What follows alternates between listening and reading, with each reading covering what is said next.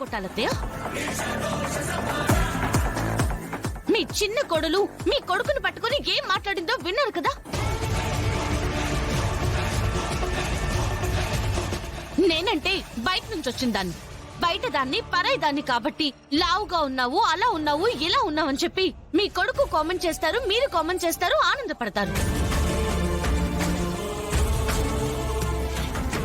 కానీ చంటి మీ చిన్న కొడుకే కదా,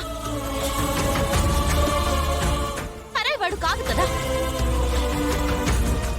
అతన్ని పట్టుకుని మీ చిన్న కోడలు మీ ముందే అలా మాట్లాడుతుంటే మీరు తన చెంప పగలు కొట్టాలి. నేను కొడితే ఎందుకు కొట్టావని అడుగుతారేంటి? కరెక్ట్ గా అడిగేవమ్మా. ఏమే, నా మనోడు లావుగా ఉన్నాడా? అందుకే నీకు నచ్చట్లేదా? అందరూ కామెంట్లు చేస్తున్నారా? అంత ఇష్టం లేనప్పుడు విడాకులిచ్చి బయటకు పోవే. వాడింట్లో ఉంటూ వాడి సొమ్ము తింటూ ఇంకా ఎందుకు ఇక్కడ ఉంటున్నావే? విడాకులు ఇవ్వడం ఏంటండి? అంత ఇష్టం లేనిదైతే చంటి రూమ్ లోకి వచ్చి తలుపేసుకోగాని అంత కంగారు ఎందుకు పడుతుంది? తను కంగారు పడింది నా మీద ప్రేమతో కాదు. నేను చస్తే ఆ కేసు తన మీద ఎక్కడొస్తుందో అని భయంతో వచ్చిన కంగారది.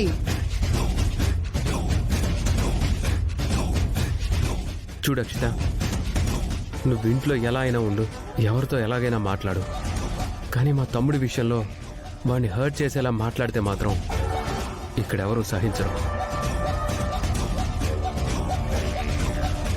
నువ్వా మా తమ్ముడు అనే పరిస్థితి వస్తే మా కుటుంబానికి మా తమ్ముడే ఎక్కువ, నువ్వు కాదు.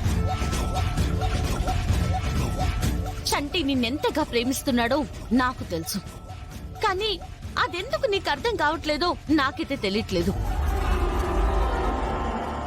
బావగారు స్లిమ్ గా ఉంటారు, ఫిట్ గా ఉంటారు, లక్షలు సంపాదిస్తారు, తనకంటూ ఒక గుర్తింపు తెచ్చుకున్నారు అని ఎంతసేపు ఆయన గురించే పొగడ్డం కాదు.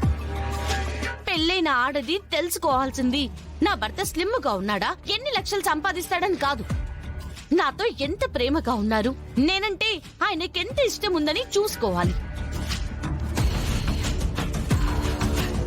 అందరిలో అన్ని గుడ్ క్వాలిటీస్ ఉండవు. తను సన్నబడాలని నువ్వు కోరుకోవడం తప్పనట్లేదు, కానీ లావుగా ఉన్నాడని అసహించుకుని మాట్లాడడం తప్పు అంటున్నాను.